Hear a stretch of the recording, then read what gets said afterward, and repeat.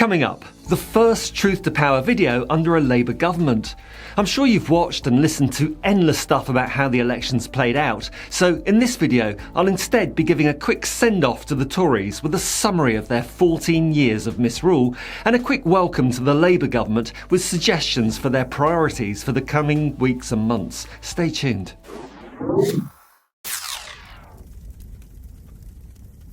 The nightmare is finally over, though it'll take a decade or more to put right the damage inflicted on this nation by 14 years of Tory misrule. I'm not tribal, and I'm not a particular fan of Sir Keir Starmer if I'm honest, but I'm even more not a fan of people that say, oh, they're all the same. Sure, perhaps the biggest positive I can say about Starmer's Labour government right now is, hooray, it's not the Tories. Sure, this won't be a socialist government by any stretch of the imagination. For starters, I'm incredibly disappointed at Labour's stance on EU membership, Palestine, child benefit caps, and the adoption of Tory fiscal rules, and so it goes on. But there are so many appalling things that the Tory administration has done that I'm pretty damn sure no Labour government would ever do. Here's my quick list. First and foremost, I'll start off with the biggest divide between the two parties. Perhaps the largest transfer of wealth we've seen in modern history, where under the Tories we had a record number of billionaires whilst the number of children in absolute poverty tripled. The top 1%'s share of the nation's wealth rose from 14% under the last Labour government to 23% of the nation's wealth today. So the very wealthiest almost doubled their real terms wealth, while the majority of the population are worse off now than they were in 2010. That's obscene. That's the Tory way. Not something we've ever seen under any Labour government ever.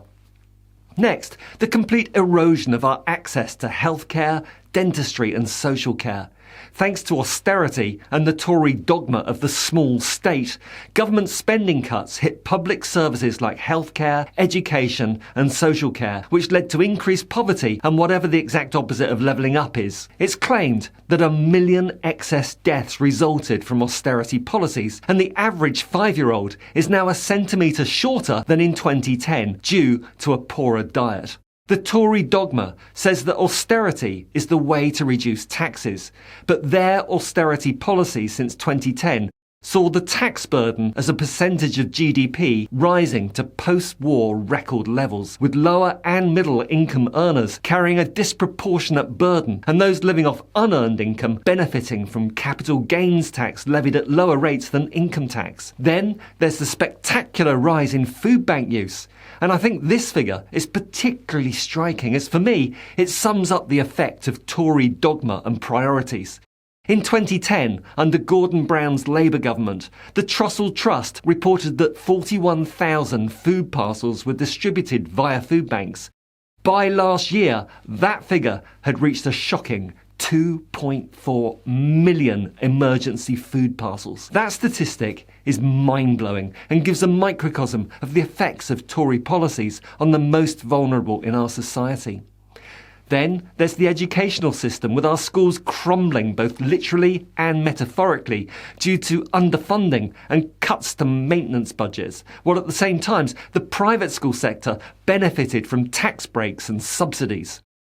Then there's the housing crisis, with soaring rents and unaffordable homes.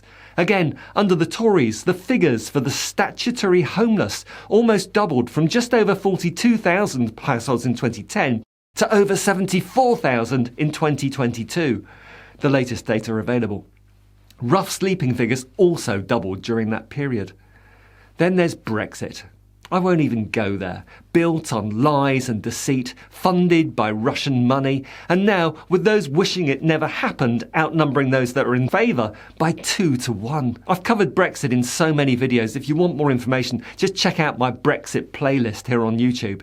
But the point is, Brexit would never have happened under a Labour government. It's the Tories that inflicted trade sanctions on their own country, one global first that they don't like to shout about. Brexit and austerity combined led to the longest period of wage stagnation since the Napoleonic Wars. Wouldn't have happened under a Labour government. Then there's the Tory handling of the COVID-19 crisis, especially in the early stages, with the Prime Minister Boris Johnson missing the first 5 emergency COBRA meetings and subsequent dilly-dallying over lockdowns, clarity of public communications and the impact on nursing homes, as well as the inadequacy of financial support provided to businesses and individuals, particularly the self-employed.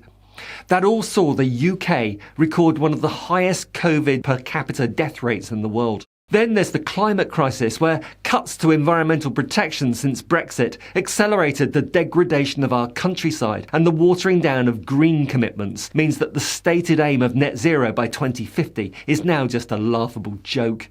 Sunak slipped back the deadline for the transition to electric vehicles by 5 years overnight after clinging on at the Uxbridge by-election, for which opposition to the London Clean Air Scheme was cited as a major factor. Putting party before planet and lives. And talking of transport, it was the Tories that put public services in private hands. From the rail network, now owned mainly by European governments, and the castration of HS2 giving us the worst of all worlds, and other public services like water, which thanks to the Tories saw the UK as the only country in the world with a privatised, for-profit water industry. We now have E. coli levels in our waters, making bathing hazardous, turds in our rivers, and tap water that from time to time has to be boiled to make it drinkable. And of course, there's also the relentless underfunding of local councils, leading to potholes, degradation of public buildings, the closure of libraries, youth centres and community services. None of this would have happened under a Labour government.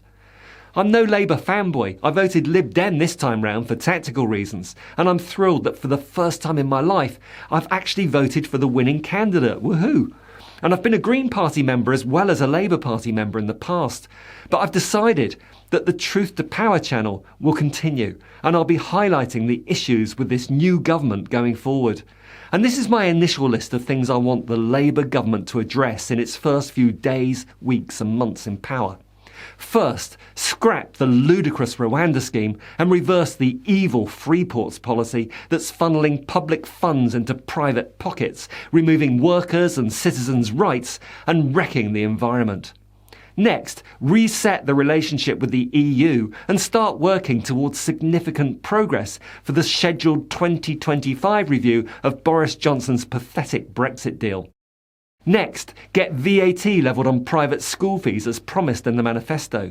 Then, appoint that Rachel Reeves corruption commissioner to look at Michael Gove's illegal VIP lane for COVID PPE supply contracts, the eye-wateringly expensive test and trace scheme, and beyond.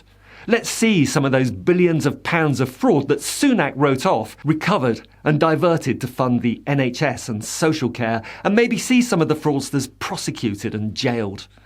Next, introduce a wealth tax along the lines of those found in some Scandinavian countries and in Holland, where, for example, those with assets over £10 million pay, say, 1% of their excess wealth as a wealth tax every year. That would fund massive improvements to public services and infrastructure and go some little way to addressing the absolute inequalities in our society. And while we're at it, let's make council tax fairer and up to date, and tighten up inheritance tax rules. If we're serious about getting social mobility back to the levels seen under the last Labour government, then inheritance tax has to rise. Next, a top-down reform of such old, antiquated and corrupt practices as the honours system and appointments to the House of Lords. Let's eventually replace it with a democratically elected Senate of maybe 100 or less people. And until that day, let's at least chuck out the bishops, the remaining life peers, and anyone over the age of 80. Oh, and add to that list a complete overhaul of funding for the monarchy, which has increased way beyond inflation during Tory rule. Let's remove the monarchy's exemption from tax and remove their ability to gain exemptions from laws if they so choose. For example, environmental protection measures, which often don't apply to the royal estate. Next, media reform. Make it illegal for TV channels and print media to be owned by foreign owners. Owners must be resident in and pay their taxes in the UK. No ifs, no buts. And clear out the Tory political appointees at the BBC and elsewhere. Theresa May's erstwhile advisor Robbie Gibb would be a start. And all the other Tory political appointments infesting other public bodies, from museums to the arts. Finally, put the NHS into emergency measures. It's on critical support and should be the main priority for the incoming government. Reducing those waiting lists, recruiting doctors and nurses, overhauling the use of consultants and getting proper training and succession planning in place for an ageing demographic. Those are my top priorities, but I'm sure I've missed a load. What are yours? Let me know in the comments below.